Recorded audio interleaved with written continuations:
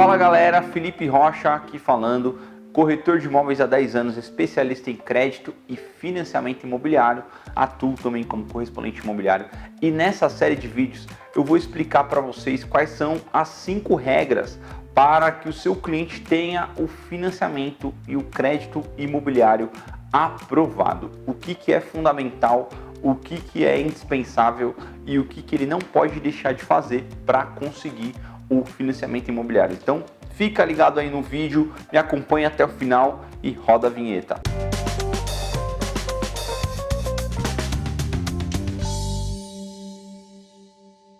Bom galera, a primeira regra para o cliente conseguir ter o crédito imobiliário é ele ter uma comprovação de renda.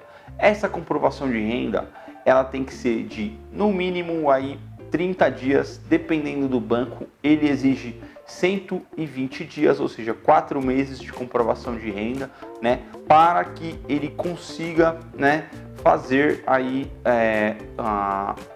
o financiamento e ter um cálculo de valor de parcela que ele vai conseguir pagar.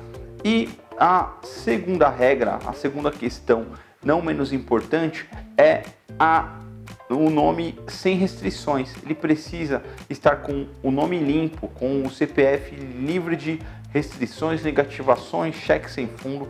A situação do CPF dele tem que estar 100%. Hoje é muito simples, o cliente ele consegue até ele mesmo consultar o Serasa, o SPC, através das próprias empresas, né, de Serasa SPC, ele consegue fazer um cadastro lá simples e ver o score de crédito dele e aonde ele tem dívida, se ele tem. E é fundamental você, corretor, instruir ele a puxar o Serasa antes, puxar o CPF para verificar como está a situação e se ele tiver com alguma restrição, ele regularizar antes mesmo de você fazer aí a tentativa de crédito imobiliário, tá bom?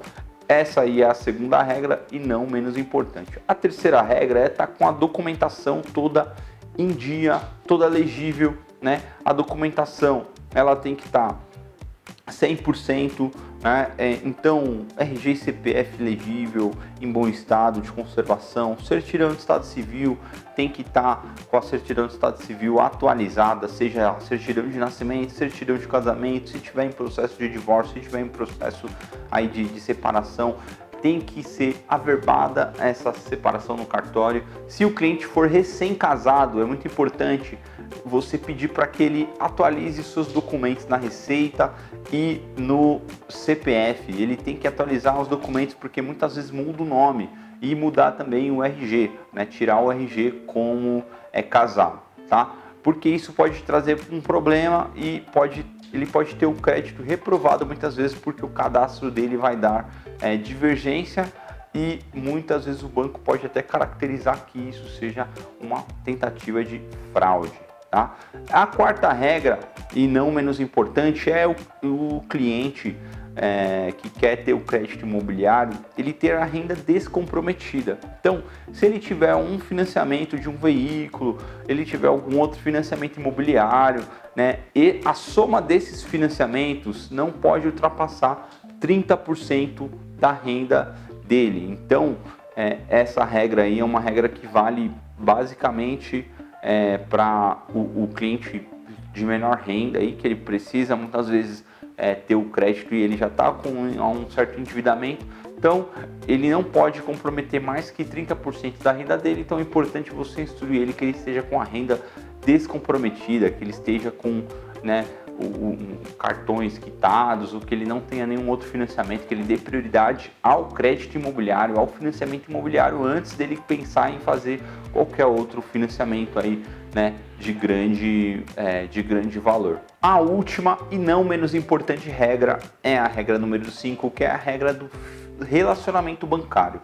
O cliente, para ter o crédito aprovado em algum banco, em qualquer banco, ele vai precisar abrir uma conta corrente naquele banco. Se ele não tem ainda, ele vai precisar abrir, vai precisar muitas vezes ativar um cartão de crédito, pagar uma cesta básica de serviços ali, muitas vezes ativar um seguro, fazer a compra, a aquisição de algum outro produto ou serviço do bancário para ele ter o financiamento bancário dele aprovado, ele ter a concessão do financiamento bancário aprovado. Ou muitas vezes, essa também é uma regra para que ele tenha o financiamento dele reduzido.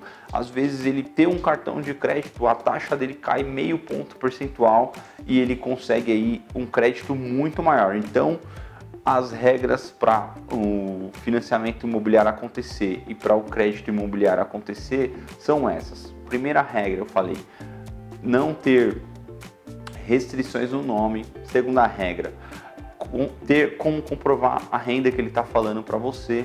Terceira regra, tem que ter a renda descomprometida. A quarta, a documentação dele tem que estar toda em ordem, tanto dele, do cônjuge também.